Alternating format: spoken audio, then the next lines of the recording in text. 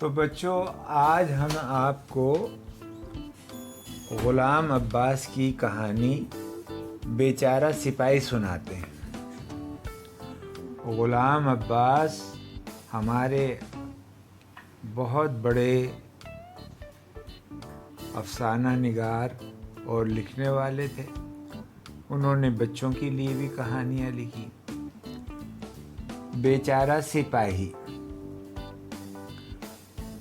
کبھی اس پر بھی جوبن تھا۔ اٹھتی جوانی میں وہ ایک خوبصورت کھلونا تھا۔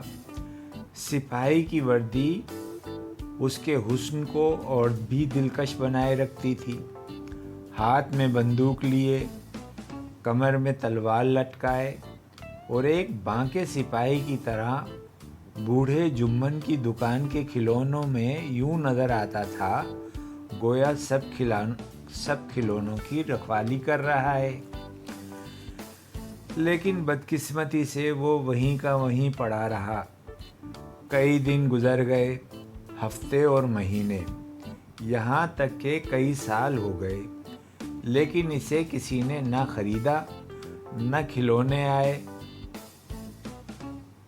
نئے کھلونے آئے اور ہاتھوں ہاتھ بک گئے، لیکن سپاہی کی طرف کسی نے آنکھ اٹھا کر بھی نہ دیکھا۔ جوں جوں دن گزرتے جاتے، سپاہی کی جوانی ڈھلتی جاتی اور اس کا دل اندر ہی اندر بیٹھا جاتا۔ وہ اس بات پر حیران تھا کہ کوئی میری طرف کیوں نہیں توجہ کرتا اور مجھے کیوں نہیں خرید لیتا۔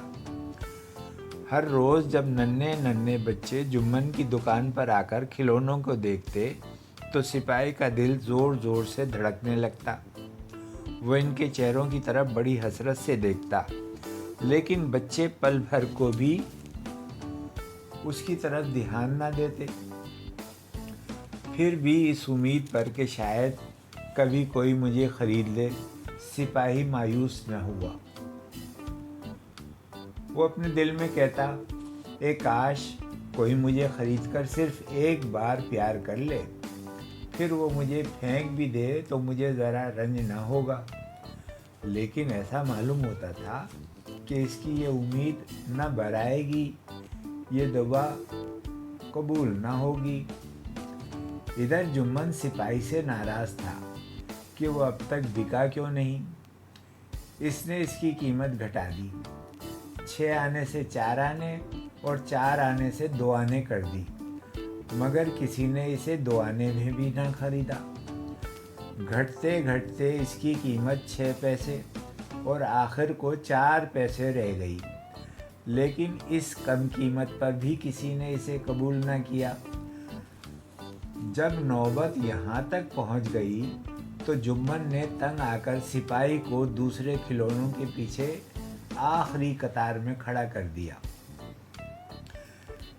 اس جگہ بالکل اندھیرا تھا۔ یہاں سپاہی دیوار کے سہارے کھڑا چپکے اپنی کم نصیبی پر آنسو بہاتا رہا اور جانتا تھا کہ میرا پہلا سا رنگ و روغن نہیں رہا۔ بندوق ٹیڑھی ہو گئی ہے، تلوار ٹوٹ گئی ہے، اب مجھے کون پوچھے گا۔ جب دوسرے کھلونے اس کی بگڑی صورت دیکھ کر ہنستے اور اس کا ٹھٹھا اڑاتے تو وہ آہ بھر کر دل ہی دل میں کہتا، یہ بے درد میرے غم کو کیا جانے۔ اس طرح کچھ عرصہ اور گزر گیا۔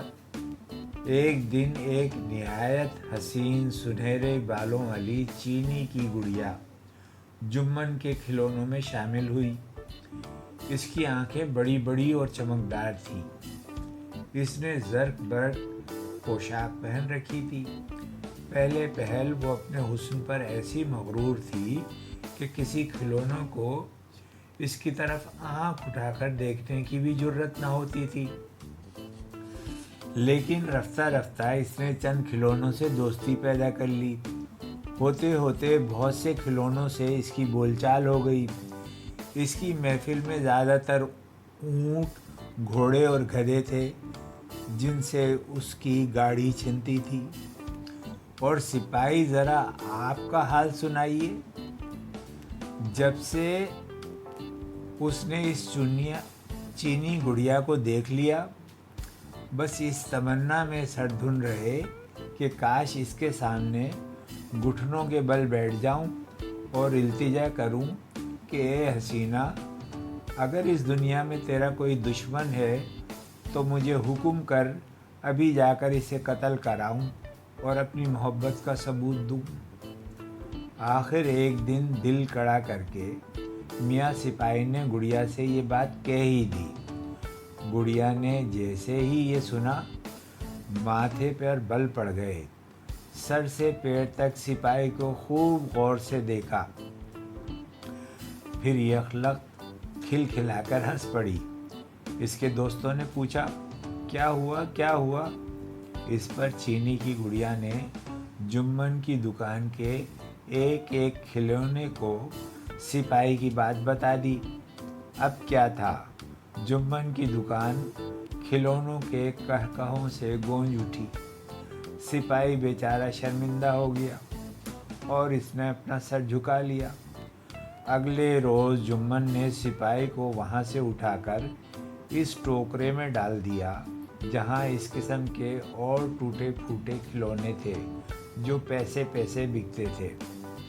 अगर तुम कभी जुम्मन की दुकान से गुज़रो और तुम्हें वो बदनसीब मगर बहादुर सिपाही टोकरे में पड़ा नज़र आए तो खुदा के लिए इसे ज़रूर ख़रीद लो, वरना इस नाकदर दुनिया में इसका दिल बिल्कुल टूट जाएगा।